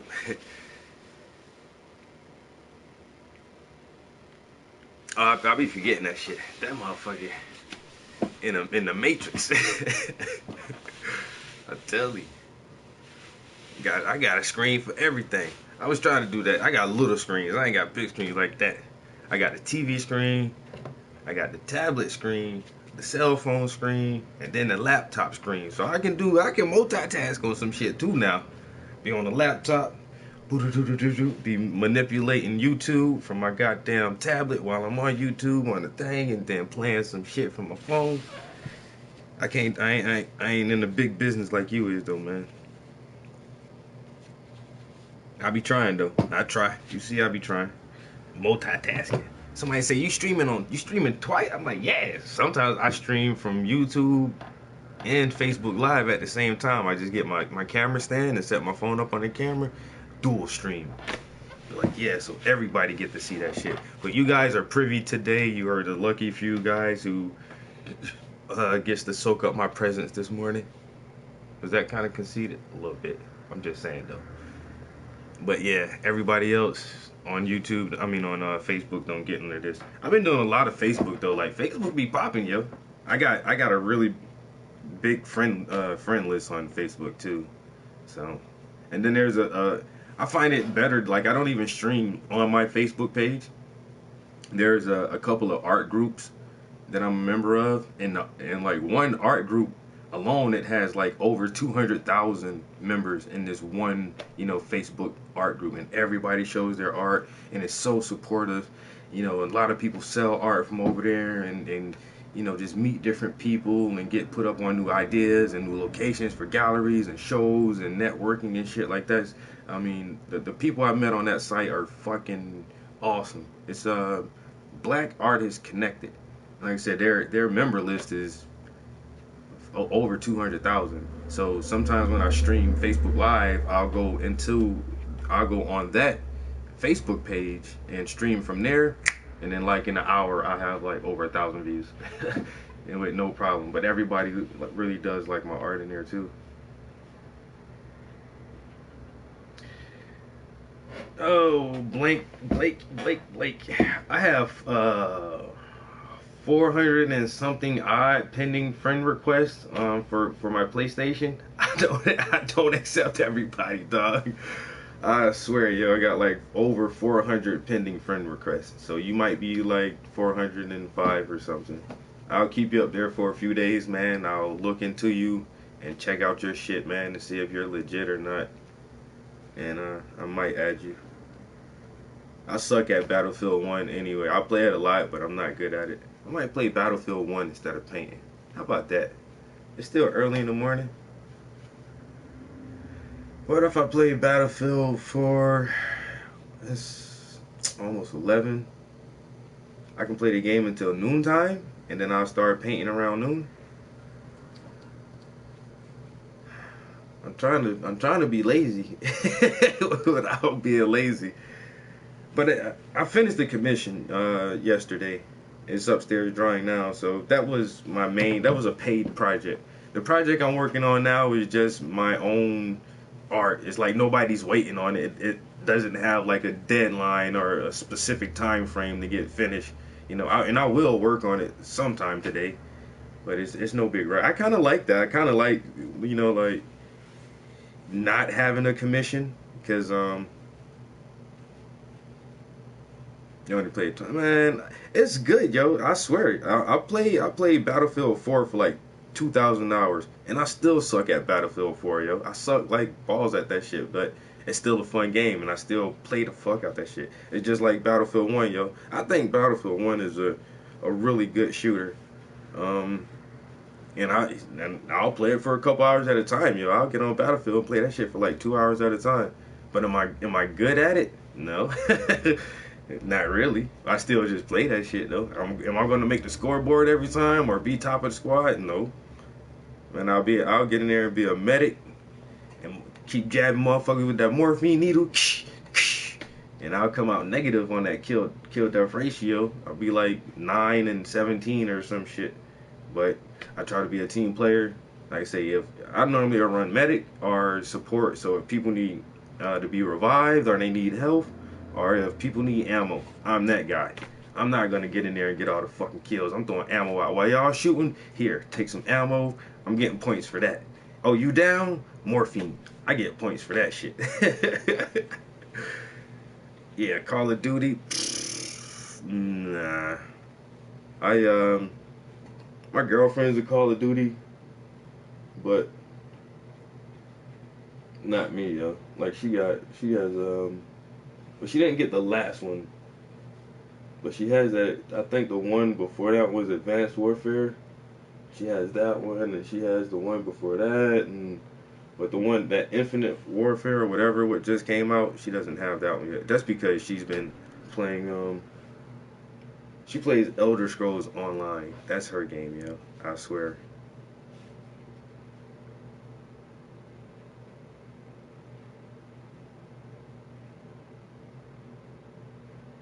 Yo, I was playing that VR not last night, the night before last. I finally played fucking, Resident Evil. Yo, that fucking Resident Evil in VR, yo, that shit is fucking serious, bro. That shit is so fucking creepy. Oh my god, I can't wait for that shit to come out. Like, out of all the demos that I tried, I played most of them, and I played the little VR demo. You can see the VR headset.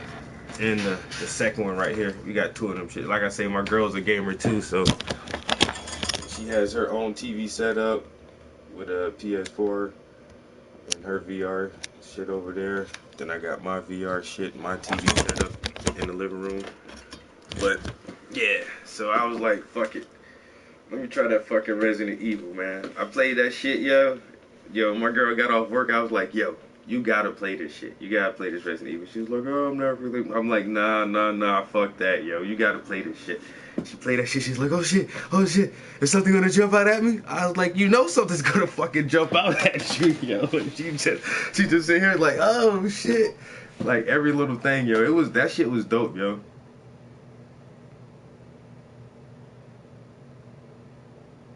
Yeah, I couldn't figure, like, when I tried to stream it the first time, like, that shit would, for some reason, yo, it was like my VR wouldn't let me stream, and then I realized I had to drop the resolution or something on that shit, yo. I think the highest resolution, it won't let you fucking stream from the VR from that shit. Yeah, that shit is, yo, I'm telling you.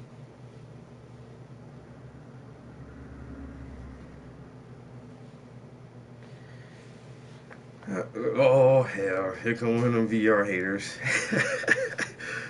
And man, it's just a game, bro.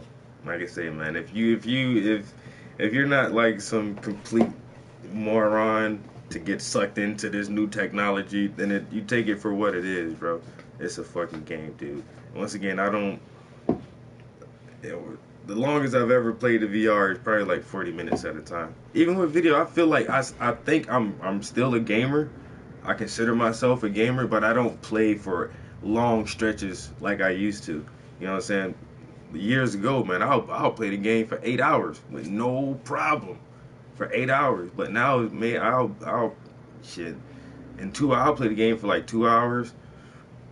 And then I kind of get bored with that shit. I'd rather go paint or try to read another chapter out of a book or something. Or I don't know.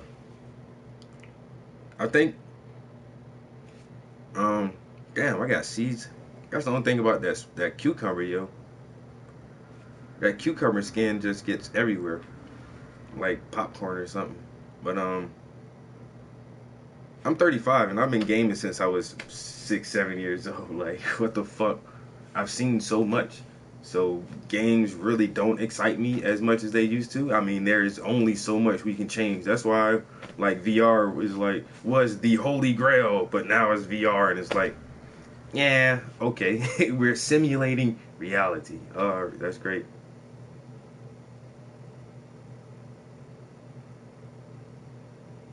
It's all trust issues. Shit. VR when you're home by yourself. Make sure your door is locked. And that's you don't have to worry about anybody, man. Yeah. Goddamn that shit. That Resident Evil VR, yo. That shit was nice. I ain't even gonna lie, yo, because that's the best immersion I felt so far. Like everything else is kind of like, oh man, I'm in this room. You know, it's like.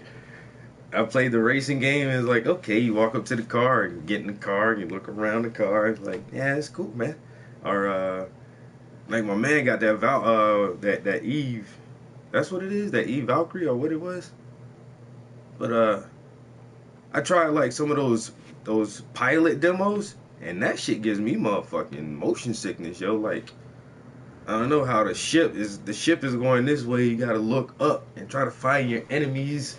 And then I don't know, man. That shit gives me motion sickness. I don't think I'll be able to play a pilot or fighter simulation in VR. But nah, I've watched people stream 7 days, and I've heard a lot of people talk about 7 days. Even the new game that just came out, Ark Evolve or what is it? Is Ark something? And somebody compared that, and I seen a couple of my friends playing that. I'm like, what the fuck is this? And it's like, oh, it's like a survival game, kind of like 7 Days to Die, but you're in a world with dinosaurs and shit. So I was like, I'll come back to you on that. Yeah, but that 7 Days I've heard a lot of good things about it. I've seen a lot of people play it, and even if you go to like PlayStation Live and just scroll down the list of games that are being streamed, it's like it's not that far down the list, you know, which means a lot of people play it and stream it and still watch people stream it. So that's how I really determine like what are the popular games. If you go to fucking PlayStation Live and go to the stream list, and whichever games are at the top, those are the games that are most played. You know what I'm saying? And 7 Days to Die is still kind of high on the list. It's probably like 15 or something down on the list. Yeah, I thought about it. My friend was like, oh, you can build stuff and, collect materials and upgrade your weapons all the way up to like guns and new kind of weapons and shit. I'm like, yeah, but this is the Stone Age. He's like, yeah, but you can find technology and, you start out with a stick and then make an axe and then make a sword and then make gunpowder and then make steel and then make, a gun. And it's like, really? He's like, yeah, man. But then you got to tame dinosaurs. I try to watch somebody tame a dinosaur, so you got to have like a little lasso or something to catch the fucking dinosaur. You got to beat this bitch into submission. And then he said you had to find narcotics and some berries or something. So you got to you got to feed this motherfucker and keep it drugged up until it just assumes that you're its master or some shit. I was like, that's kind of deep, but it's still a dinosaur game. Like, I don't know. And I thought about going to get it, but hell, I haven't finished Watch Dogs 2, Mafia 3. Like, I don't play any games I buy nowadays. It's just, I think I just buy these shits just to be buying them. It's weird as fuck. Yeah, you had to beat the dinosaur into submission. Talk about taming it. I'm like, what the fuck? He had the little, I forgot what this shit called, yo. It's like the rope that got the balls on the end of it. You throw that shit and it wraps itself around. He had one of them shits, yo. He had the little string lasso that motherfucker. It was a pterodactyl too, yo. A motherfucking big red pterodactyl. He motherfucking lassoed that shit, beat that bitch down, and he was like, oh, I gotta give it some berries and some narcotics. Like, damn. So these are the last 3 games I got. Don't even play these bitches, y'all. I got Mafia 3. Oh, no. I got Mafia 3. And then I got Skyrim Remastered, or they don't even say remastered, they call it the Special Edition. Skyrim Special Edition. And then I got Watch Dogs 2. And I don't play them.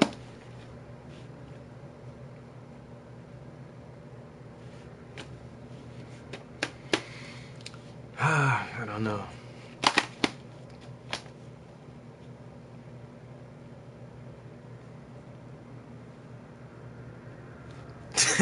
That's fucking stupid.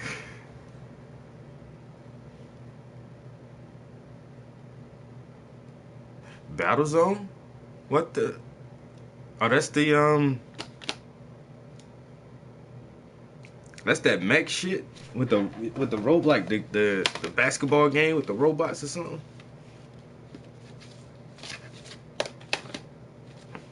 Shit, we got all kind of updates on Fallout 4. I need to get back on all these games, man. There's some games I be thinking. I traded in the ass of games the last time, yo. I had a shitload of games. I had about 20-something games, but I traded in like 6 or 7 games just to get Mafia 3 for free, basically. I traded in enough games. I got Mafia 3 and still had like $18 or $20-something left over from trade-ins. I traded in my copy of No Man's Sky. I traded in my copy of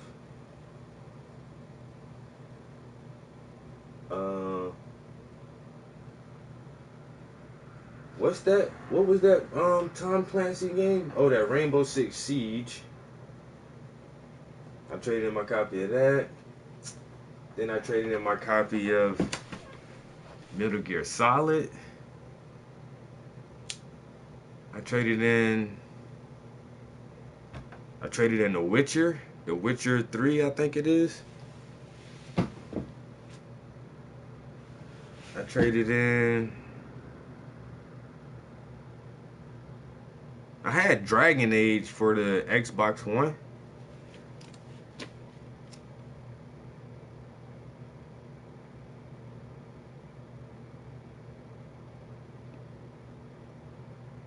Oh, Battlezone, okay. I ain't even seen that shit yet. Yeah, Fallout is my shit though. I don't know. Fallout is... I still wish they should have made that shit co-op, man. That would have been badass. And that's the reason I got Watch Dogs 2 is for the co-op, but nobody else has it. Or I never seen anybody else on playing that shit. I was like, damn, I think I got that for no reason. But I actually played Watch Dogs yesterday or the day before yesterday. I played it for like an hour and got like 2 missions done. I traded in my copy of Diablo. I had that shit. Trade that shit in. I couldn't. Nobody on my friends list had it, yo. And nobody wanted to play that shit. Like, what the fuck? I had Diablo, man. I've had almost every game on the PS4 except for sports and most of the racing games. I play no sports, even if it's fighting, like the UFC shits. I never bought any of those. No Maddens or NBA Lives or none of that shit. And I did have, I traded in my copy of Need for Speed, so I did have that. But yeah, I don't know. I'm just not a sports fan. But almost every other game, like I had The Order. I've had fucking Lara Croft remastered, the Last of Us remastered. I've had almost every game. I had the fucking the Telltale Walking Dead series. Almost all the games my girl has, because we buy double copies. So Destiny, and I traded in my Assassin's Creed, what it was, Unity or something like that, yo. Like, I traded in ass of games, yo. Like if I had all my games from day one, shit. If I have a stack of games like this, I say that I done bought down there all the motherfuckers.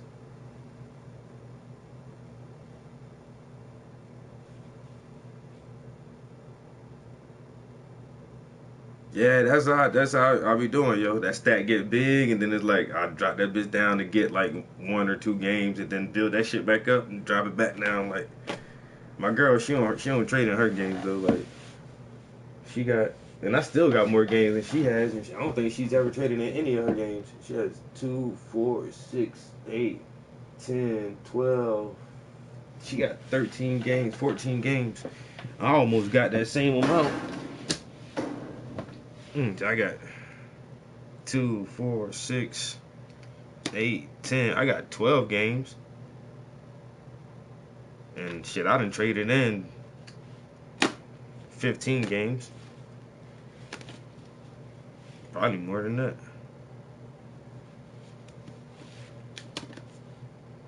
Star Wars Battlefront. I keep that because I thought I was going to play the VR portion. But then they say the VR is only the fighter jet portion. Is like, I thought it was gonna be on the field, like running around on the field, but no, they just kept it in the space. And then for some reason, I still keep this right here, just in case I want to play Battlefield 4 on Xbox One. This is how little we play. I traded in my Xbox for the PS Pro. So I had the PS4 obviously, and I had my Xbox One. So I traded both of those in for the PS4 Pro. But my girl, somebody was going to buy it from us, and for $150, so she can get a PS4 Pro. And then she started thinking about it. She was like, "Well, the PS4 Pro doesn't really look like it makes a big difference." And she's like, "I kind of want to keep the Xbox too, but this Xbox has been in this box for like a month now, and nobody cares." You know, it literally just sits in the box. I said I was going to sell it to somebody, but we kind of changed our mind, so it just sits here now, and nobody cares. It's like, yeah, whatever. Yeah, it's got, just Xbox shit, Xbox shit just laying around, and like nobody gives a fuck about the Xbox, man. But I still keep Battlefield just in case. Yeah, one day I'll just plug this thing back up and just to play it, just to say I'm playing Xbox, but I doubt it. So it just sits in the corner now, looking all green and sad and shit. That motherfucker just sitting over there in the corner like, hey, somebody please play me. No, Xbox, you stay over there in your corner. Don't you move. We don't like you, but we'll keep you around just to make fun of you.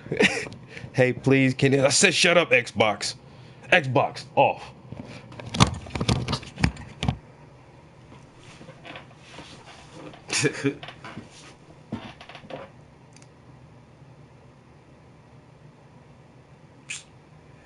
DayZ, man, they've been saying that shit for years, man.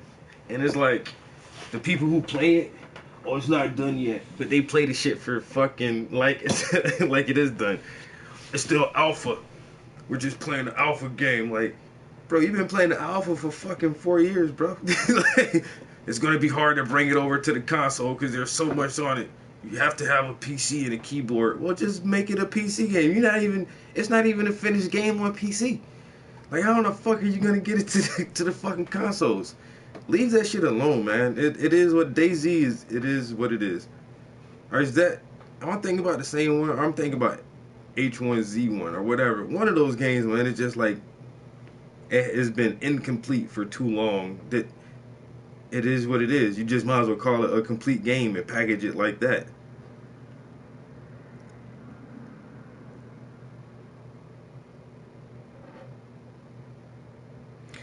Battlefield 3, and I played that like a few months before Battlefield 4 came out. I was highly upset. Well, I'll show you something.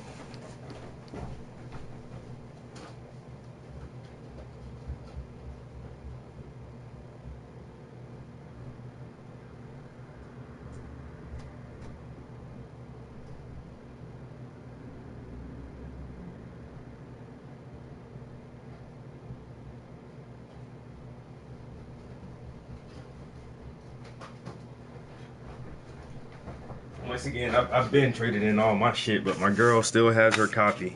But this is the game I played forever. I played this game for like 3 years, yo.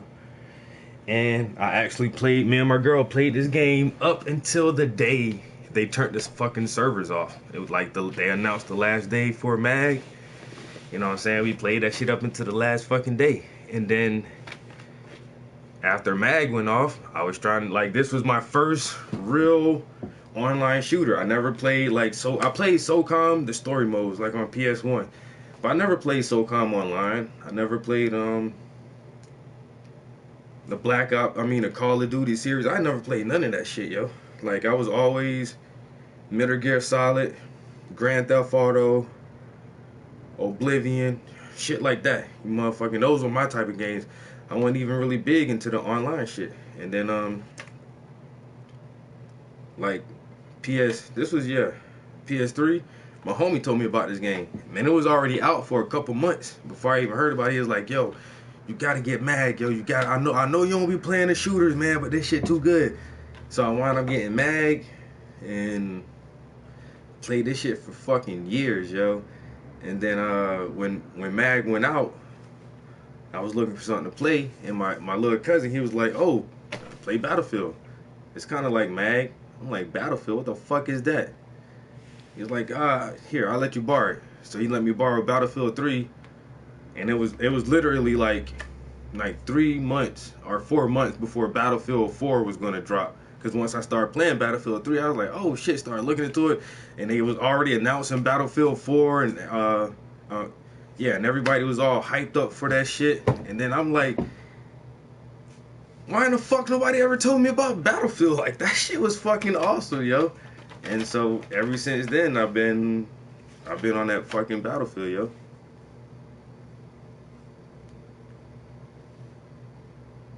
Damn, MBK.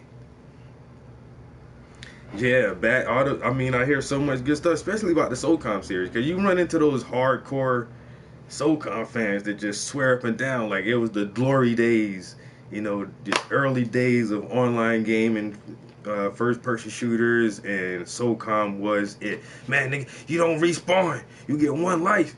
Man, you had to do it right, like a real team, man.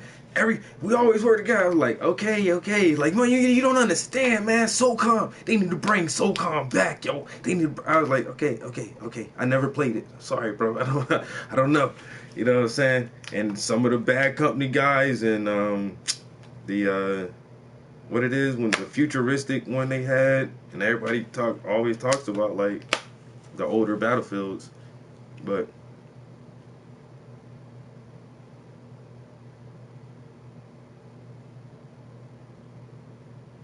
Yeah, that'd be good. But yeah, motherfuckers goddamn started playing that Battlefield. It was a wrap. But I think this game should come back, yo. If you never played MAG, you're like, what does that mean? Massive action game, literally. It's like the corniest title ever. Corniest title is, what is it? It's a massive action game. Like, no. You couldn't come up with something better than that, yo. MAG is a massive action first-person shooter in an ever-changing global war. Climb the ranks and gain the experience needed to own the battlefield. And that was something too, man. You had 3 fucking factions in this shit, and literally, whichever faction had the most points on a ranking scale, that army would have more benefits on the battlefield. So that shit was too fucking deep, yo. I swear. And Sever, like, globally, Sever used to dominate shit, yo. And I always stayed on Sever, yo. And you would just have faster respawn times. And there was, like, little perks that whichever army was doing the best globally, you know, would just have extra perks. That shit was crazy. The chat system they had on here.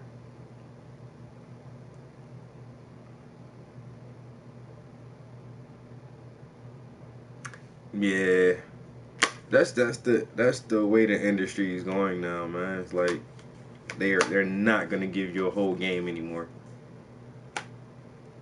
You're just not gonna get it. And it's Destiny. I was just looking on, you know, at the PlayStation Store the other day, for VR games and shit, and that Destiny bundle was up there, and you can get this add-on for $15, and this one for $15, and this one for $15, and this one for $15, or you can get all of them for this price. And it's like, why don't you just make a whole fucking game and give us the whole fucking game, yo? But now the industry is add-on content, you know what I'm saying? It is what it is, so they can stretch the lifespan of the game out and, you know, keep new content. But you gotta keep paying for the same fucking game, yo. I can't even hate. I got premium on Battlefield 1. I got the premium package for that shit, but hey. Alright, shit, I've been talking for 2 hours. Well, not really. We listened to a lecture for about an hour, which was good this morning. That getting that good education in the morning. I had some oatmeal and some smoothies for breakfast, so I feel nice and full right now. And I don't know. I think I might play the game for a couple hours before I paint. And then go up there and work on this project. You guys got to follow my Facebook and stuff so you can see my art, yo. But I'm working on the painting of my niece right now. Like I said, it's not really big, just something I'm doing for myself, just to be painting a picture of my niece, because I never painted my niece before. So like I said, that's why I don't really ever feel like, oh, I gotta hurry up and get this shit done, you know what I'm saying? But shit, I do feel some type of way, like if I don't paint all day, I feel like some type of way. Hello?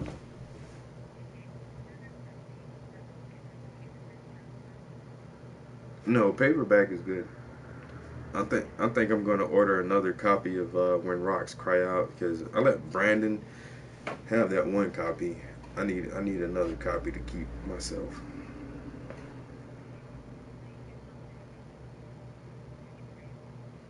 Yeah, but how much is the paperback? Okay, yeah, I know the other one was like $56 almost, or something like that. All right, that's great. All right, yeah, just got another book ordered. I'm telling you, my library is gonna be the fucking shit, yo. My library is gonna be so fucking popping. It's gonna be ridiculous, bro.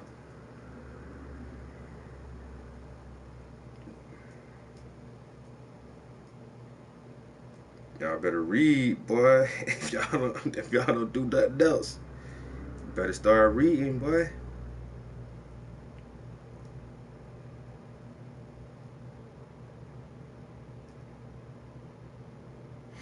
All right, I'm gonna put Battlefield on, and I'll probably stream that shit for a minute.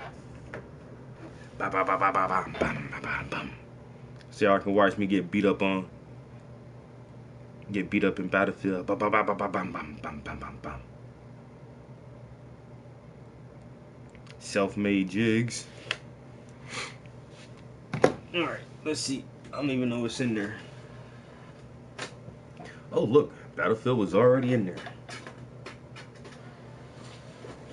I hate the fact that you can't like switch over applications without stopping the fucking stream. That don't make no sense to me. I'm already streaming.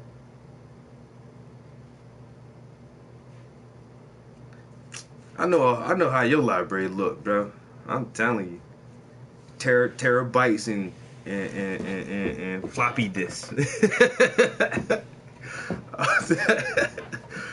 I'll tell you, all these fucking how to understand binary code. Like, I can't get with that shit, yo. Oh man. But yeah, they should make it where I can just like start the game and keep the same fucking stream going. Like, I don't know why it won't work like that. But